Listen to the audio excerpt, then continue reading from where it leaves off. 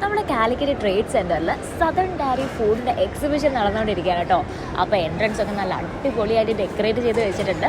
നമ്മൾ അകത്തേക്ക് കയറുന്ന സമയത്ത് മിൽമ, അമൂൽ, നന്ദിനി പോലത്തെ ഒരുപാട് ബ്രാൻഡ്സിൻ്റെ സ്റ്റാളുകൾ നമുക്ക് കാണാൻ പറ്റും കേട്ടോ.